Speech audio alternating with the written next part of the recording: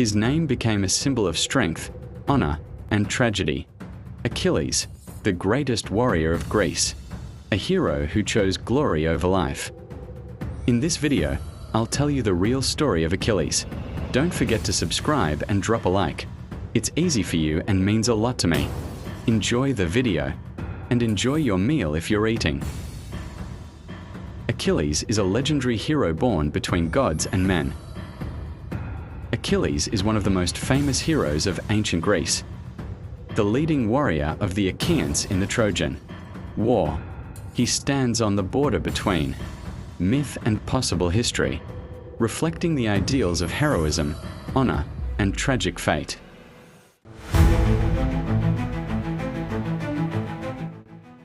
Achilles was the son of the sea goddess Thetis and King Peleus, ruler of fire in the region of Thessaly.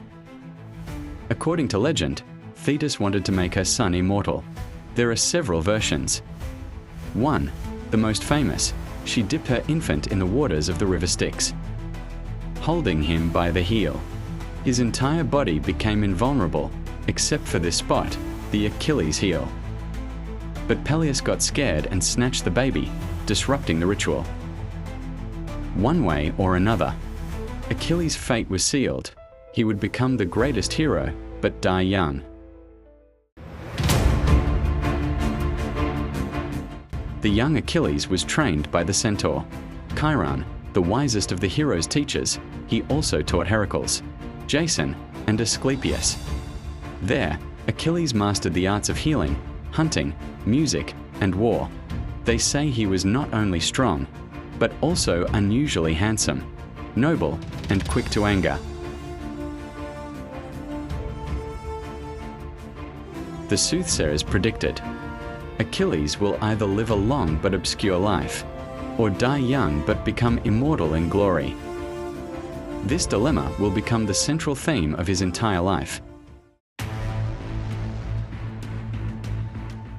When the Greeks prepared to march on Troy to recapture Helen, the priests prophesied that without Achilles, victory would be impossible. Thetis, aware of the prophecy, hid her son on the island of Scyros, disguising him in women's clothing at the court of King Lycomedes.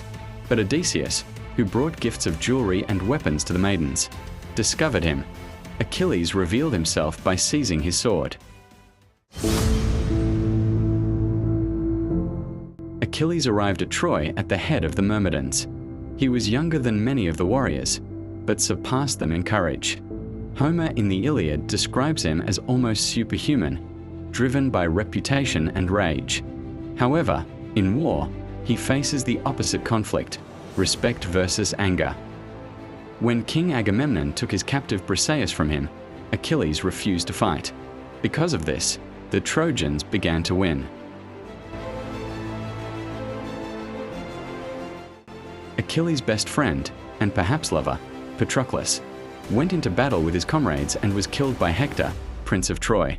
Achilles, driven mad by grief, returned to the battlefield to seek revenge. In a great duel, he killed Hector, tied his body to a chariot, and dragged it around the walls of Troy. Only after the pleas of Hector's father, King Priam, did Achilles show compassion and return the body for burial, a manifestation of his human side. After Hector's death, Achilles continued to speak, but his death was predetermined. According to one version, Paris, Alexander, Hector's brother, shot him with an arrow directed by the god Apollo. The arrow struck his heel, the most vulnerable spot. Thus fell the greatest of heroes, and the expression, Achilles' heel, became a symbol of mortal weakness in great strength.